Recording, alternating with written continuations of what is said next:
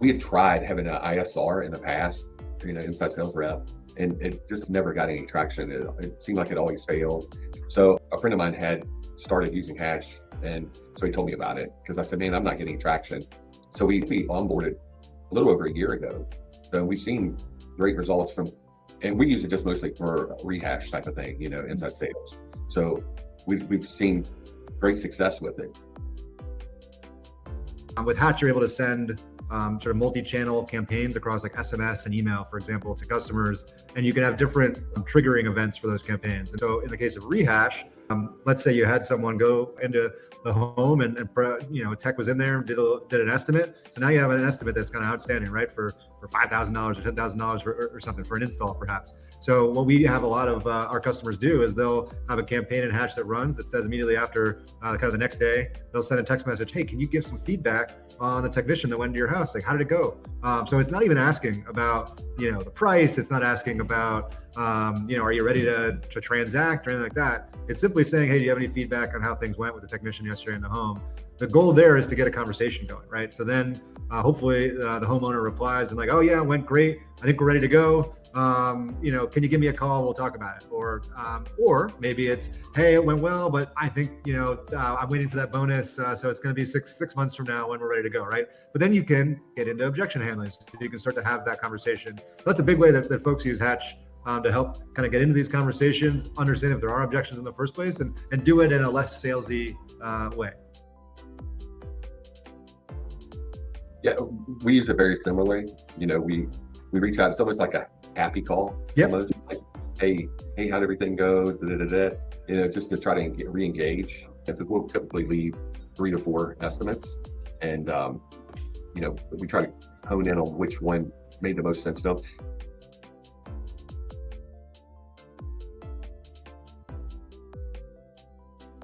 Our guys know that we use it, so it's an accountability tool to a degree too. We had an epidemic, I guess you would call it. We're telling guys, hey, we want you to leave 3 estimates, and it was just so cookie cutter. And once we started using this, we saw a drastic change in the way people talk about the estimates and the estimates they created for the homeowners. They were actually they put some thought into them, and they were more individualized. It wasn't just like, you need X, you need Y, you need Z. Next house, you need X, you need Y, you need Z. So it's a little bit of an accountability tool for the field people too. Yeah, we didn't follow up on every estimate by any stretch of the imagination. So now they know that they're being followed up on as far as the estimates. So they leave things that make sense, and they leave good estimates. They have good conversations with people. Their closing percentages actually have gone up since we've used Hatch. So when they're actually in the home, they close more work than they did before we used Hatch. I know it's over 5%. I know it was probably pushing around 10% when we first started kind of tracking it. We just saw that more work was being closed. It's really good for coaching our technicians on the back end. That's one thing that when we onboarded, we didn't even think about that. Like the options they left may not make sense to the homeowner. So you can go to that technician. Hey, we were talking to Tim, and you were at his house yesterday, and he's got some confusion here. What went on here? He's not sure why you quoted this to him, or what happened here. So it's a good way to coach technicians and plumbers and stuff on the back end of it with real life example that they remember. Right. It didn't happen 6 months ago or something like that because you're following up so frequently. No matter who we put in there in that position, I've taken people that were CSRs that knew nothing about air conditioning or plumbing, and they're able to communicate and get jobs sold. And it's really easy to train people to use. And, if somebody has a question, you text in, what is XYZ? There are people here that can help them and answer the question, So it's not like it's got to be somebody that was worked in the field or has a vast knowledge of air conditioning or plumbing or anything like that. It's just basically they're communicating with people. When it's a platform and it's a process, all they have to do is manage the process. The girl that's running our Hatch right now, she used to be a dispatcher and like a sales lead coordinator before, and she'll close jobs just over Hatch. She'll email back over estimates and have them sign them, and then she'll schedule them. Some of the bigger jobs, like if it was a sewer job or they're doing tunneling and things like that, she'll get a hold of the plumber. If it's a pricing issue in their budget, whatever, they'll help her maybe price a discount of some sort if we have to go that route. Yep. But, for the most part, she closes everything, creates the job, gets it scheduled, all that stuff. So it's great. It just makes it so easy. my ops manager here, the guy that was doing Hatch was going on vacation. And I said, well, we need to get somebody probably taking care of that. He's like, no, man, I can handle it. It can't be that hard.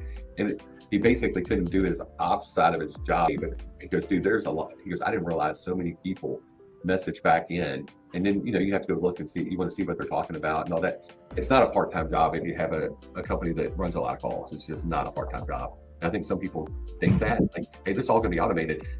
One person can take care of 50 technicians. I don't think that's the case if they're doing it properly.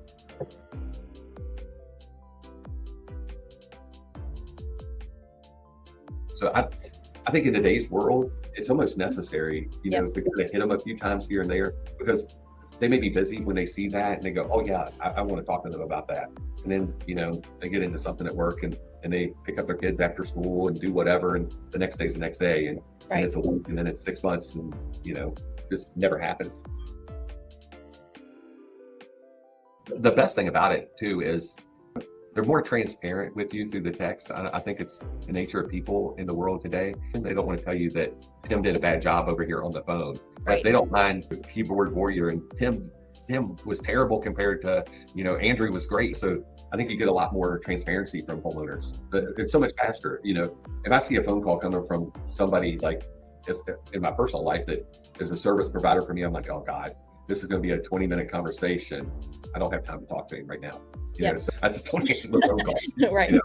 But if somebody sent me a text and said, hey, you have this going on at your house, we were looking at your pool or whatever, and this is going on, what do you want to do? I'll be like, oh, okay, yeah, go ahead and fix that or whatever. But I don't want to get on the phone for 20 minutes. And I think a lot of customers are that way and they handle the text a lot better. We've actually used it for marketing, and it's worked really well. Yeah, I think if you have more than one service line, like when we start electrical, I'm going to go in and people that buy from me, I want to market to them. They like our company, so I think they like us if we're doing electrical too. So push your offers or just certain things out to them through that.